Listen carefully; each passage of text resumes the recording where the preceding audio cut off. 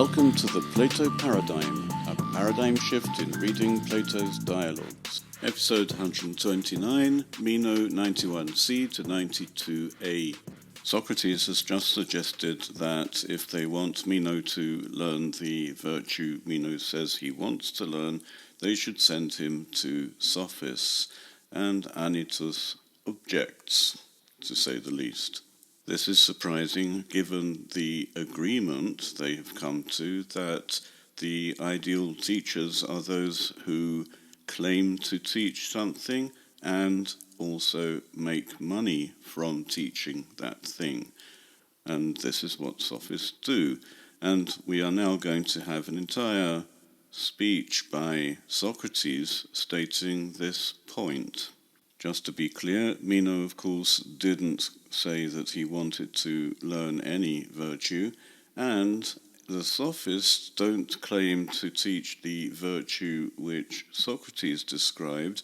He actually described the ideal Anytus, a powerful politician who knows how to welcome xenoi and who respects his parents. These are conventional virtues and not particularly anything any sophist would teach, although they could if they needed to. And they would need to if they had a rich client or two who demanded to be taught this. Although I can't imagine any young aristocrat demanding to be taught to respect his parents. Anyway, Anytus has an outburst when he finds out that Socrates means that they should send Meno to sophists, and this is Socrates' response. Pos leges, o Anyte. What do you mean, Anytus? Literally, how are you saying? In what way do you say what you say? Hutoi ara monoi ton antipoiumenon tie pistastai uergeten, to suton ton alon diaferusin, hoson monon ophelusin, hosper hoi aloi, hotiantis autois parado, ala kaito enantion diaphterusin. These alone, then, of those claiming to understand something about benefiting, are so different from the others that not only do they not benefit, just as the others do, whatever anyone gives to them, but quite the opposite, they corrupt. Socrates presents here a picture of teachers as people who benefit whatever it is that they are given to work on, but for some reason Anytus thinks that sophists actually corrupt whatever they are given to work on. And we should remember that corrupting the youth was one of the charges against Socrates, a little after the dramatic date of this dialogue. It was Anytus who claimed that sophists corrupt, and Socrates is simply reacting to that here in his response. We should remember that Anytus himself is one of the sponsors of the accusations against Socrates, and it may be that Anytus regarded Socrates as a sophist.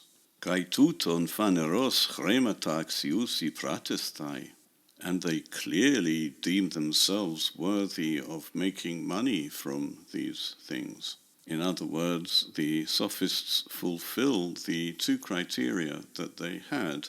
They claim to teach and they make money from teaching. Of course, Socrates is neglecting to say what exactly they claim to teach. It's certainly not this virtue which would make Meno into Anytus. Ego men un uk echo hopos soi pistiuso. I then have no way how I may believe you. The reason why Socrates cannot believe Anytus here is that the outburst from Anytus does not follow from the criteria they set, and the sophists fulfilled those criteria.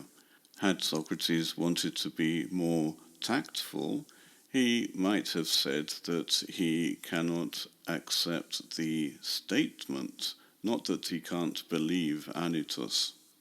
I mentioned earlier that there is now a long speech by Socrates after the outburst from Anytus, and I think that it may be yet again another example of Socrates having to carry on when his interlocutor doesn't want to say anything. Now that Socrates has just said that he cannot believe Anytus, Anytus should have said something, but he doesn't. Socrates has to say something, so he starts giving an example of a sophist who made money.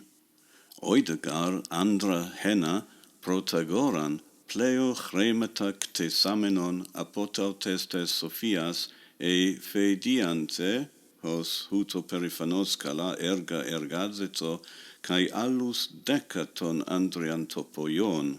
For I know of one man, Protagoras, who made more money from this Sophia expertise than both Phidias, who so clearly made fine works, and 10 others of the statue makers. Phidias was one of the greatest sculptors of classical Athens, and we may assume that he earned a lot of money.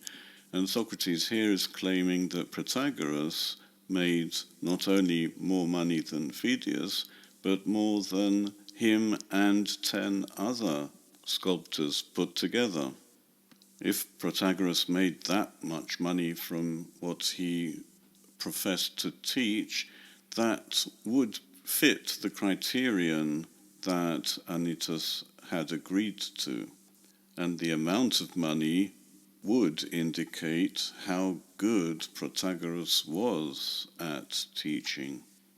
Just as people today assume that what is expensive must be of good quality. I suggest that Socrates gave this example simply because he had to keep talking, because Anytus wasn't responding, but his choice for his example is also interesting because Protagoras was exiled from Athens, or banished from Athens because he wasn't a citizen of Athens. He was exiled or banished from Athens for immorality. He had written in his book concerning the gods, in the first line, that he didn't know whether gods existed. He didn't claim that they didn't exist, he simply said that he didn't know whether they existed, and that was enough to have him banished. As if that wasn't enough, Phidias as well, the sculptor, was put in prison for a while for immorality, just for picturing himself in a scene with Zeus. When I say immorality, I mean irreverence, asabeia, which is also the charge, or one of the two charges against Socrates. I'm not saying that we are supposed to understand that Socrates deliberately chose these examples to antagonize Anytus because they are irreverent, but Plato himself may have hoped that his readers would make the connection for themselves after the fact, after Socrates himself had been accused of irreverence by Anytus. Kaitoi teras leges e hoimenta hypodemata ergazomenoi ta palaya, kaita himatia exacumenoi, ucan dunainto lathen triacon themeras mochtherotera apodidontes e parelabon ta himatiaticae hypodemata, al e toiauta poioien tachian to limo apothanoien protagoras de ara holenten helada elanthanen diaphteron tus sungignomenus cae mochtheroterus apopempon e parelambanen pleon e tetrakonta ete, oimai gar auton apothanen enguskai hebdomekonta ete gegonota, tetrakonta de ente techne onta, kai en hapanti to chrono tuto, eti esten hemeran tauteni iudokimon uden pepautai, kai monon protagoras, ala kai alloi pampoloi, hoimen proteron gegonotes ekenu, hoite kai nun eti ontes. Indeed, you're saying something unusual if those who repair old shoes and remedy old clothes were unable to hide the fact after 30 days, giving back the shoes and clothes in a worse state than when they received them, but if they did such things, they would die very quickly from starvation.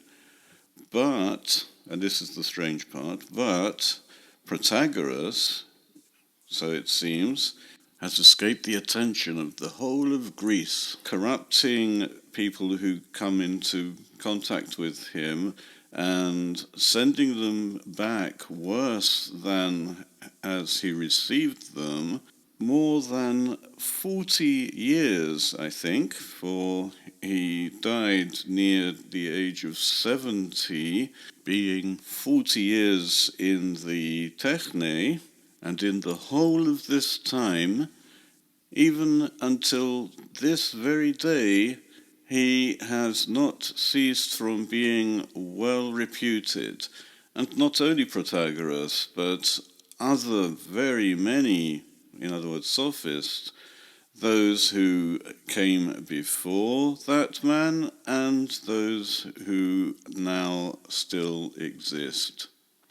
In this sentence, Socrates has made explicit, once again, the connection between making lots of money and being considered to be good, being well reputed. This is something Socrates had said right at the beginning of the dialogue, after Meno had asked his original question, what sort of thing is virtue? Is it teachable, exercisable, or a natural thing, or comes in some other way? And he had said that Meno, just like other Thessalians, had a reputation for virtue because they raise horses and make lots of money by raising horses. So here are sophists who make lots of money because they are considered to be good at what they do. And what they do is they teach what they profess to teach. And it seems that people appear to think that they make their students better, as if in some way they repair them.